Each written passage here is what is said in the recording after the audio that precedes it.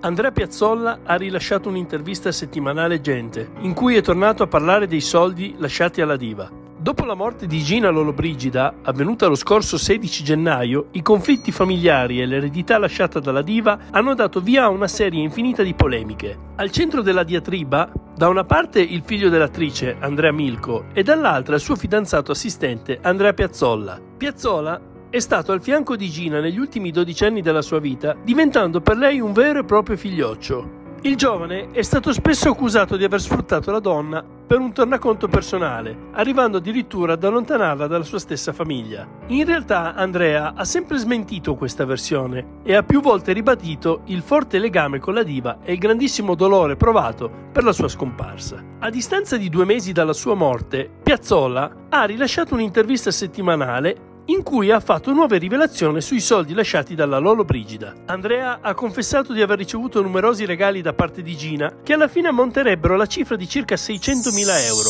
A quanto pare l'attrice ha voluto aiutare anche la sua famiglia, donando ingenti somme ai suoi genitori.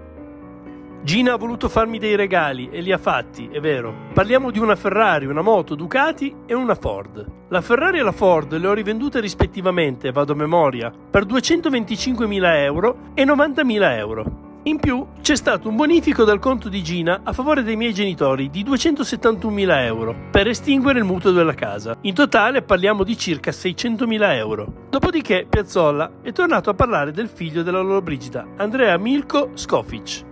Andrea più volte ha dichiarato di non stimare assolutamente l'uomo, che è sempre stato distante dalla madre e assolutamente non partecipe della sua vita. Quando conobbe Gina, ha raccontato, lei viveva con la tata e il figlio non andava mai a trovarla. Proprio per questo la stessa Gina non avrebbe voluto avere più a che fare con il figlio che con il nipote, ad arrivare a un vero e proprio astio nei loro confronti. Ecco come il factotum della bersagliera ha definito Milko.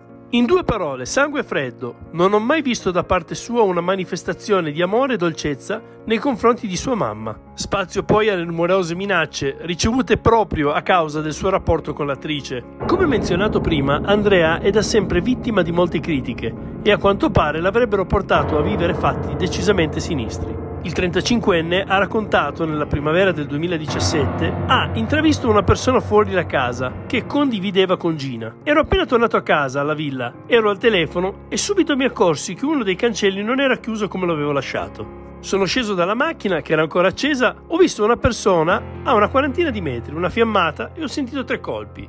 Erano a salve perché la macchina era intonsa e nemmeno io sono stato colpito, l'ho capito così. Quella però non fu l'unica minaccia ricevuta. Poco dopo le persone in questione continuarono con delle telefonate intimidatorie. Il giorno dopo mio padre ha ricevuto una telefonata anonima di minacce rivolte a me e ha denunciato. Sono anche risaliti all'autore delle telefonate, un algerino che vive a Napoli. Ma nessuno gli ha mai chiesto chi gli avesse detto di fare quelle telefonate. Sono anche capitati altri fatti sinistri. Alcuni luoghi che frequentavo, come un autolavaggio, erano tappezzati di mie foto e anche strani piccoli tagli alle gomme dell'auto, scoperti durante una revisione. Poi a un certo punto, dopo la denuncia, è finito tutto.